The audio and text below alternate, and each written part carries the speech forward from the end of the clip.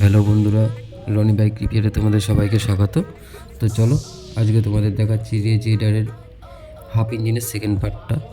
তো এই সেকেন্ড পার্টে আমি কী কাজ করেছি, এই সেকেন্ড পার্টটাতে কাজ করেছি আমি, যেমন পিস্টন রিংটা নতুন পরিয়েছি, তারপরে হেডের যে ভ্যালভগুলো আছে ভ্যালভগুলো নতুন করে পালিশ করে তবে হেডটা ফিটিং করেছি নতুন ভ্যালভ অয়েল সিল দিয়ে। তো চলো দেখতে থাকো ভিডিওটা। আর যদি তোমাদের ভিডিওটা ভালো লেগে থাকে একটা লাইক আর একটা শেয়ার করে দিও।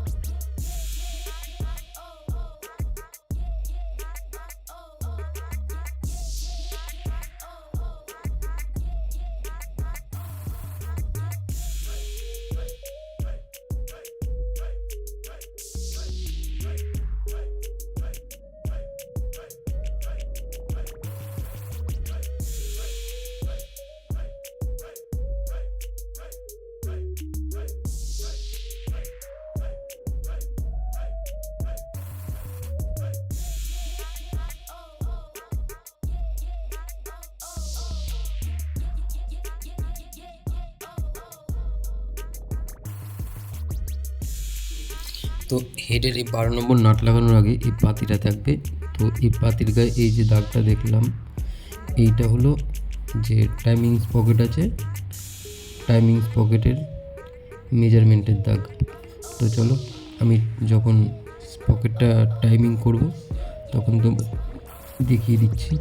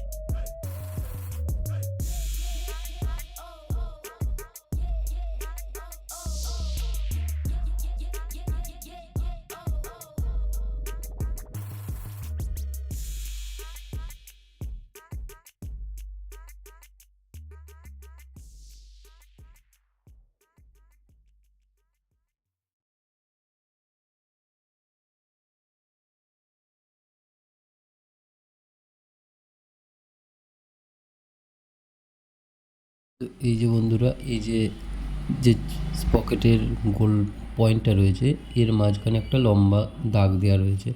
তো এই যে পাতিটা, এর উপরের পাতিটার যে লম্বা দাগটা দেখিয়েছিলাম ওই দাগটা আর এই দাগটা একদম অ্যাকুরেটভাবে মিলিয়ে স্পকেটটা মেজারমেন্ট করতে হবে। স্পকেটটা মেজারমেন্ট করার পর তবে র্যাপিড অ্যাডজাস্ট করতে হবে।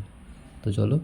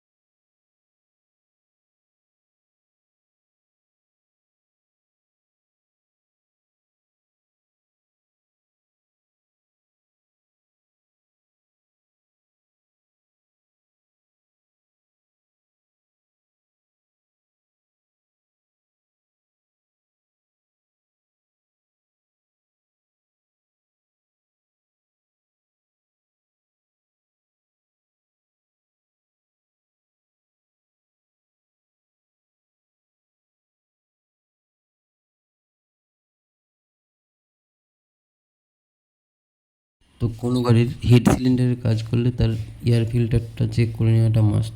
তো আমি এয়ার ফিল্টারটা খুললাম, এই দেখো ফিল্টারের অবস্থা।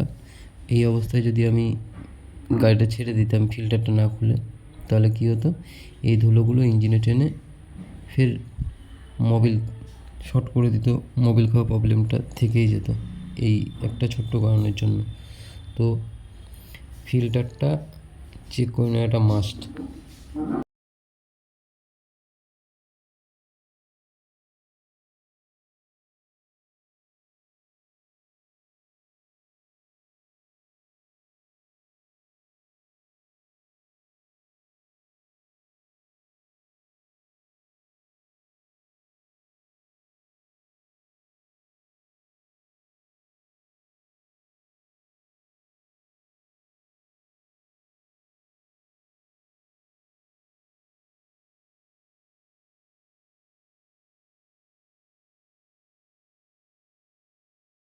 তো চলো বন্ধুরা, আজকের ভিডিওটা এই পর্যন্তই।